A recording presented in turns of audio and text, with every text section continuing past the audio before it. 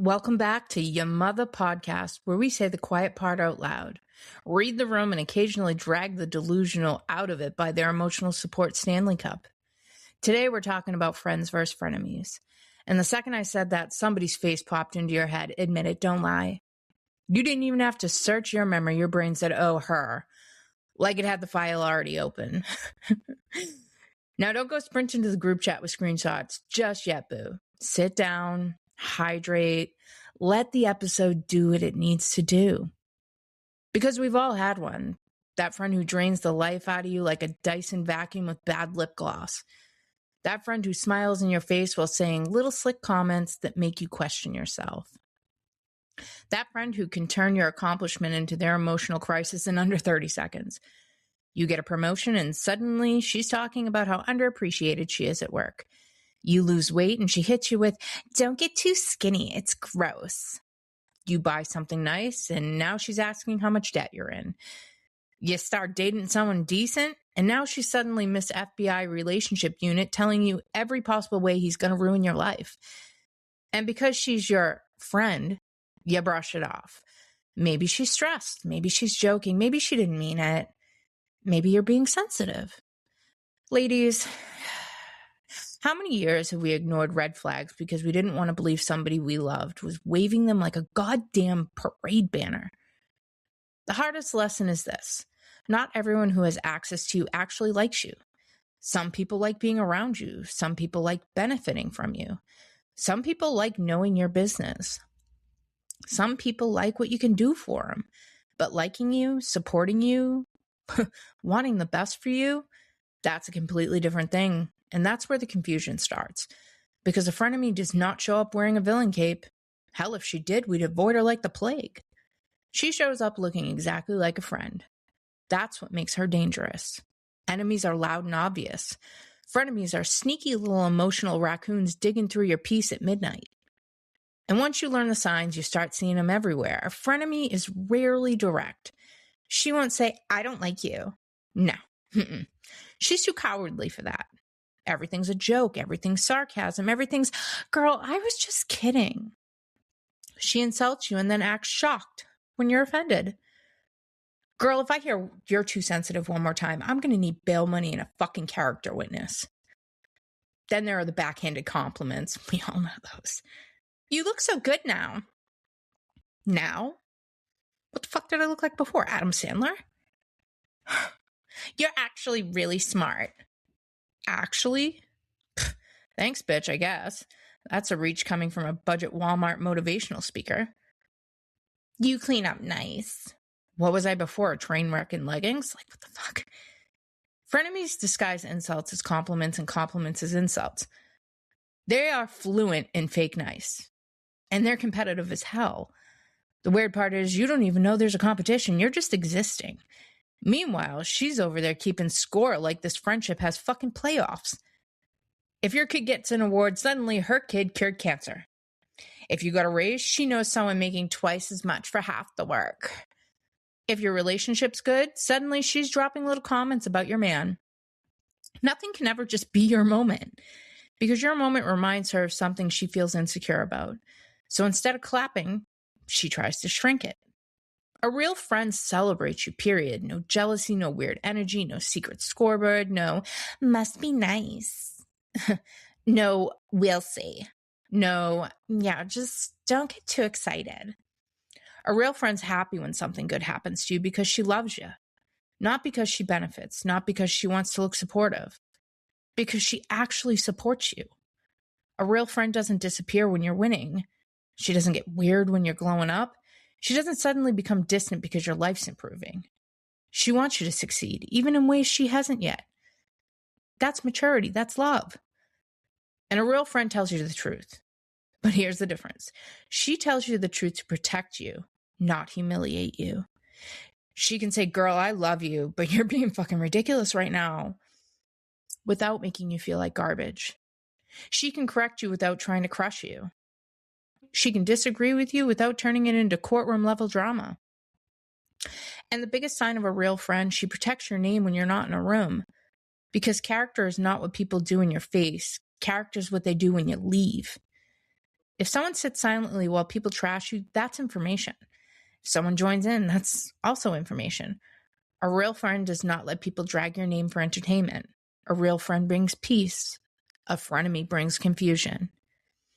And if somebody constantly leaves you drained, judged, criticized, or wondering what the hell just happened, stop calling that friendship, please. Call it what it is. It's a front row seat for a fucking hater. And let me say this loud for the people still clinging to friendships based on history. A hater is not your friend. I don't care if you grew up together. I don't care if your kids are best friends. I don't care if you shared a goddamn dorm room. I don't care if you've known her since dinosaurs roamed the earth. History is not loyalty. Some of y'all are holding on to friendships because of time served. That's not a friendship. That's a hostage situation with brunch photos, girl. A friend wants to see you win. A hater secretly celebrates your losses. You know the one. When you're struggling, she has all the time in the world. She answers immediately. She wants details. She wants updates. She wants the full Netflix documentary download. But when you're happy, silent. When you're succeeding, busy. When you're glowing, unavailable. Interesting. Very interesting. Some people don't like seeing you happy because your happiness forces them to examine their own misery. And some people would rather tear you down than build themselves up. That's not your problem unless you keep giving them access. Now let's talk about the jealousy, because jealousy is real. Some people admire you. Some people resent you. And sometimes those two things look similar in the beginning. Some people are mad because you remind them of what they could become if they stop making excuses. You're setting boundaries. They're people pleasing. You're healing. They're staying stuck. You're taking chances. They're standing in the same goddamn place complaining about the view. And every time they look at you, they're reminded of that. And that's not your fault. But it becomes your problem if you keep letting them sit front row in your life. Some people don't want your car. They don't want your house. They don't want your relationship. They want your goddamn confidence. They want the way you walk into a room. They want the way you bounce back. They want the way you stop begging people to like you. Confidence is magnetic. Secure people are inspired by it. Insecure people are threatened by it. And the threatened ones become frenemies. Now let's get into the secret digs, because if you had a frenemy, you know the secret digs are their absolute favorite sport. They never say what they mean directly. They throw little pebbles and act confused when you get hit. It's always wrapped in a joke, always disguised as a concern, always hidden behind a smile. And when you call it out, now you're dramatic. Now you're too sensitive. Now you're taking things the wrong way. Girl, no. I heard exactly what the fuck you said. I just don't think you expected me to catch it and call it out. Must be nice. That one deserves jail time. Must be nice to what? Work hard, take risks, cry in your car how you're going to pay bills, rebuild your life from the ground up. What you're calling luck was actually hard work. Then there's, oh, I could never wear that. Good, because I wasn't fucking offering. Or, you're so confident, in a tone that makes confidence sound like a fucking felony. And let's talk about the women who constantly bring up your age, weight, relationship, jobs, finances, social media, definitely social media, parenting, everything, you name it. That's not a concern, that's comparison. Healthy people don't spend all day comparing themselves to others. Unhappy people do. People reveal their insecurities through the things they constantly criticize. The woman obsessed with your appearance, probably insecure about hers. The woman obsessed with your marriage, probably unhappy in hers. The woman obsessed with your success, probably definitely disappointed in herself. People tell on themselves all day long. You just have to listen. Patterns don't lie, people do. Now let me tell you all about one of the most exhausting friendship types on the earth. The friend who thinks everybody wants her man. Girl, please. This is the friend whose boyfriend could be flirting with every woman in the room, including the waitress, the DJ, and somebody's auntie, and somehow the woman he flirts with becomes the problem. I had one like this. Her man had been in my DMs before they were even dating and after they started dating. And let me be very clear, I had zero interest in this man, not even a little. Not secretly, not, I'll never admit it, nothing. I did not want him. I did not want the conversation. I did not want the eye contact. I didn't want the participation points. This man would flirt right in front of her, not sneaky, not private, not behind a curtain like a bad magic show, right there, 2 feet away. The audience was present. Nobody needed security footage, front row, we all saw it, including her. And somehow I became the problem. Apparently, I wanted her boyfriend. Girl, I didn't even want the same oxygen he was using. But that's what insecure people do. When reality makes them uncomfortable, they create a new story, because admitting her boyfriend was acting like a clown would mean dealing with him. And blaming me was way easier. Then came the classic line, "Why didn't you tell me?" Tell you what? The thing happened directly in front of your face? What was I supposed to do? Pause the party, call a team meeting? Create a fucking PowerPoint? You'll see here on slide 4, your man is embarrassing us all, girl. No! You were standing right there. It was never about him. It wasn't even about me. It was about your own insecurities. Deep insecurity makes people see competition everywhere. Every woman becomes a threat. Every friendship becomes a rivalry. Every compliment becomes suspicious. Every interaction becomes evidence. And no amount of reassurance will fix it, because the problem is inside of them. The same friend that had drama with everybody. Every friendship ended badly. Every relationship ended badly. Every group chat exploded. Every workplace was toxic. Every ex was terrible. Every former friend betrayed her. At some point, girl, the math starts mathing. If every single person is the problem, maybe everybody isn't the problem. Maybe the call is coming from inside the house, boo. And these people always have a brand new best friend, like every 6 months. Y'all know this girl, the new bestie every season. New soulmate, new sister from another mister, new this girl is my family. And if you know her long enough, you already know how it ends. First comes the love bombing, the matching selfies, dinners out, the finally found a real friend, that I don't know what I'd do without her. And whenever I hear someone say they finally found a real friend for the 15th time, I immediately get suspicious, because, girl, what happened to the last 14? 6 months ago, the other girl was your soulmate. Now she's Satan with a Starbucks cup. What changed? The new best friend gets the same presentation, the victim package, every grievance, every accusation, every reason the last friendship ended. And because she's new, she'll believe it. Of course she does. She hasn't seen the pattern yet. She thinks she's special. Girl, congratulations. You're not special. You're just next, baby. Eventually, the new bestie becomes the old bestie. Then she becomes the villain too. Then someone new sits in her seat. Same script, different audience. Some people don't collect friendships. They collect replacements. And my favorite part, they always end up becoming best friends of people they spent years trashing. Like, I'm talking really trashing. For years, they can't stand someone. They mock her. They gossip about her. They tell everybody she's awful. Then all their actual friends get tired and start backing away. And suddenly, selfie, soul sister, bestie, dinner date. Girl, wasn't she the devil 3 months ago? Funny how quickly people become amazing when you run out of options. Now let me tell you about somebody called Renee. Renee thought she was the most beloved woman to ever walk the earth. In Renee's mind, she was the queen bee, the social butterfly, the life of the party, the woman everybody wanted to be. Unfortunately, Renee was the only person living in that reality. Everybody else was living in a completely different one, because Renee wasn't charming. She was annoying. She was rude. She was crass. She was fucking exhausting. The kind of exhausting that makes people check the time after 10 minutes and look for a life raft to get the fuck out of there.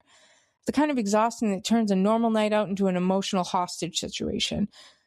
The kind of exhausting that makes people ask, oh God, is she coming? Because if she's going, I'm definitely not going. Everywhere Renee went, chaos followed. Not because chaos found her, but because she packed it in her ugly purse and brought it with her.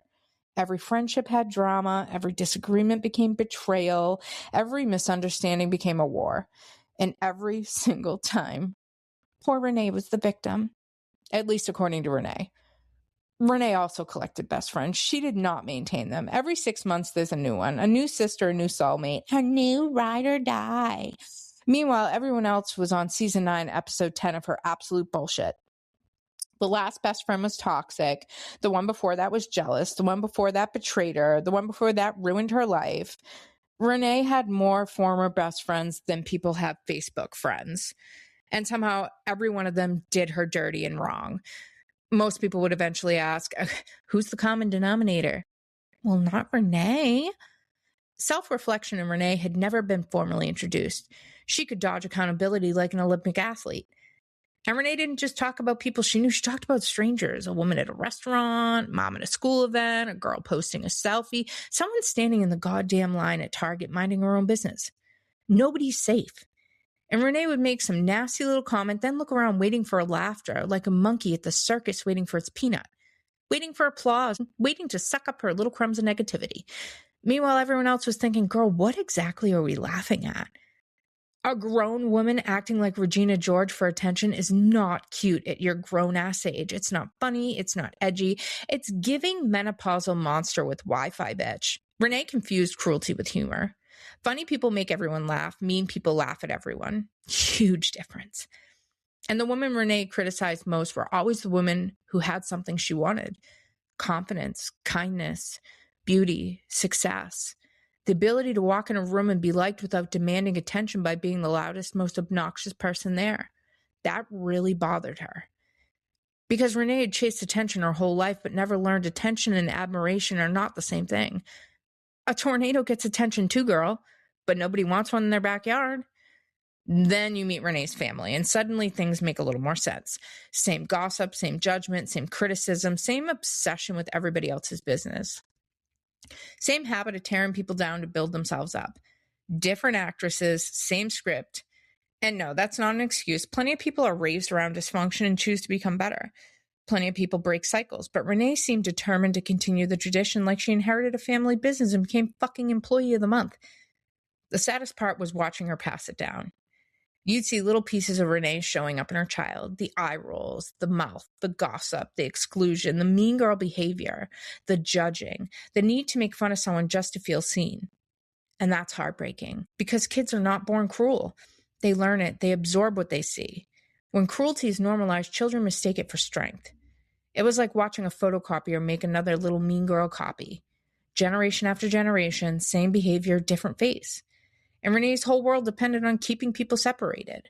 She'd tell one friend one story, another friend a different story. She'd share secrets, half-truths, rumors, complaints, one version for one person and another version for someone else.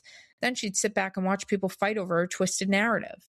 As long as nobody compared notes, it worked for years. Until one day, two former best friends of hers did compare notes. And that's when Renee's empire started to collapse. At first, the conversation was cautious. The one person said, "Did she ever tell you?" And immediately the other said, "Wait, she told you that too?" Suddenly, stories connected. Memories connected. Fucking patterns connected. The lies, the manipulation, the triangulation, the gossip, the contradiction, everything started making sense. Then those two talked to others, who talked to others, who talked to others. And suddenly, former friends were comparing notes. Enough notes to write a best-selling novel called This Bitch Was Lying the Whole Time. And for the first time, everyone saw the whole picture. They realized they had not been the enemies. They'd been played against each other. They weren't crazy. They weren't jealous. They weren't the problem. They were watching the same disaster from different seats. And the common denominator was not 20 former friends. It wasn't the coworkers, the exes, the neighbors, the strangers. It was fucking Renee. The woman who had spent her whole life insisting everyone else was the problem. And the funniest part, while all this was happening, Renee was already finding a brand new bestie, a new sister, a new audience, someone who hadn't lived the shit show yet, someone who still believed the victim story, someone who thought she was different. But everyone knew Renee knew how the story would end. Different best friends, same ending, different audience, same performance, different victim story, but definitely same Renee. That's the tragedy of people like Renee. Not that they lose friendships, everybody loses friendships. Not that she makes mistakes, everyone makes mistakes. It's that they never stop long enough to ask why the same story keeps repeating. They spend their whole life looking out the window, never realizing the answer's in the fucking mirror. Every family hands down something. Some hand down strength, some hand down resilience, some hand down kindness, and some hand down bitterness, insecurity, gossip, and cruelty. The question is not what was handed to you. The question is what you choose to carry forward.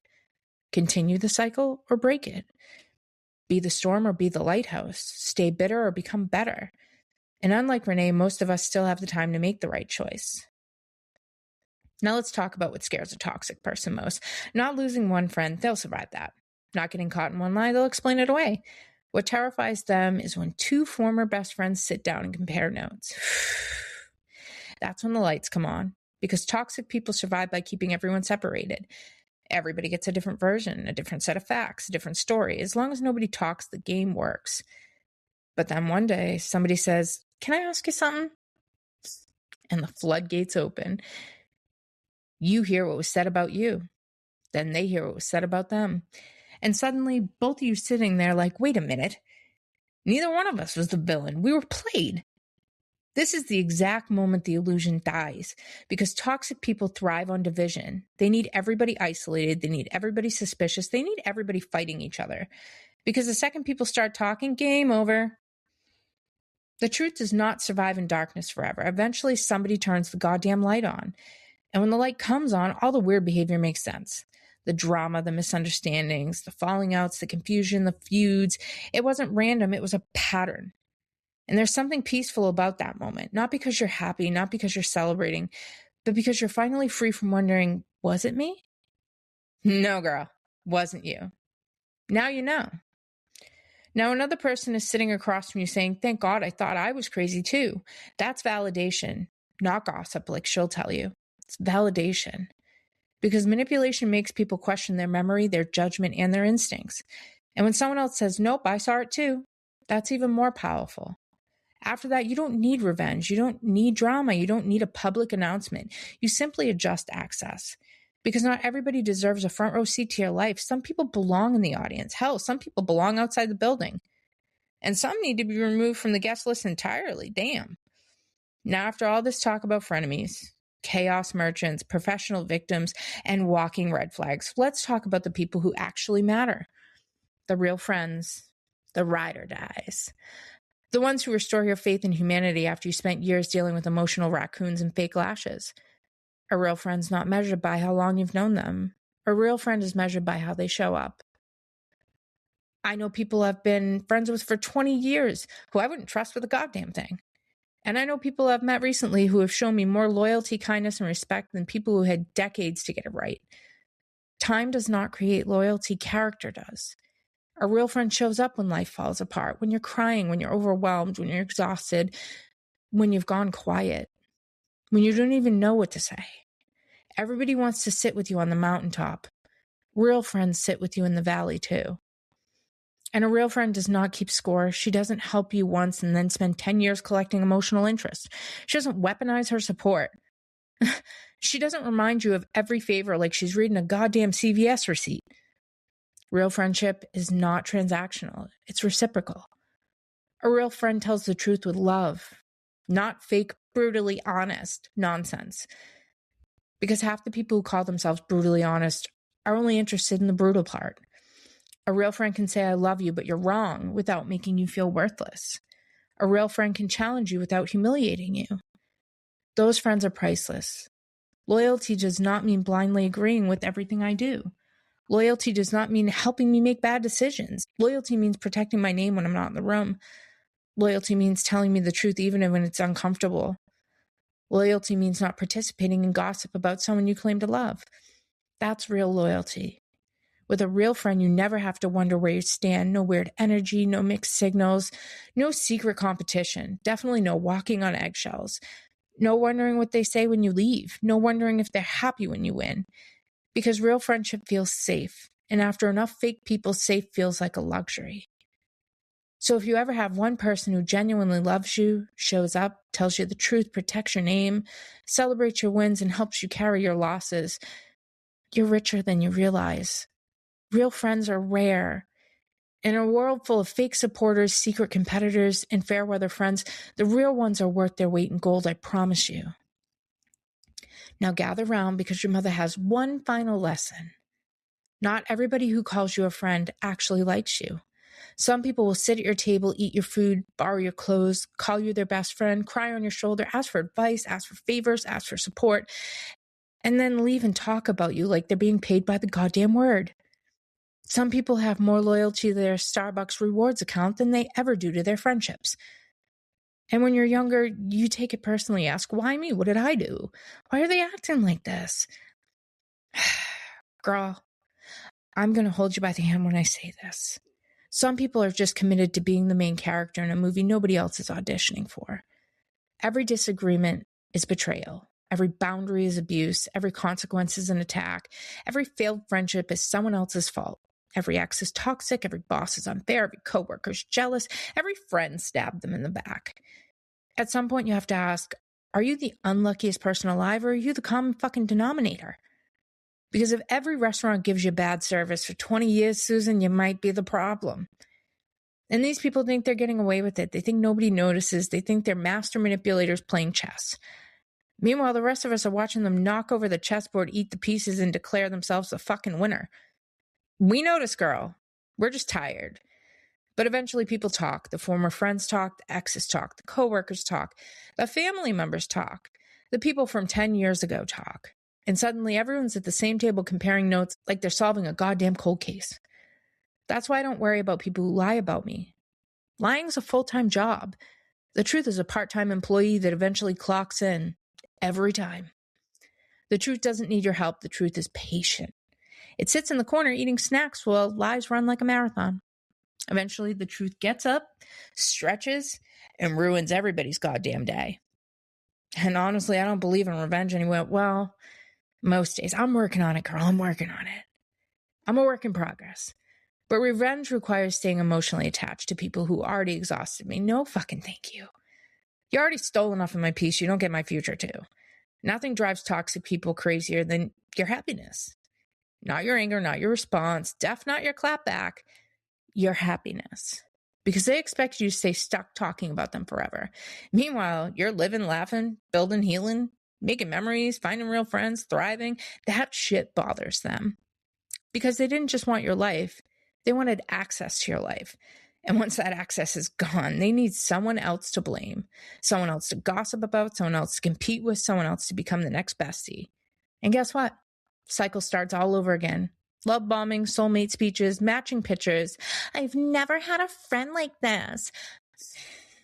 6 months later, betrayal story, victim story, Facebook quotes, cryptic fucking memes, emotional support Stanley Cup. Bitch, same movie, different actress. But healthy friendships are not that complicated. They don't require investigations. They don't require witness statements. They don't require comparing notes with 17 former best friends.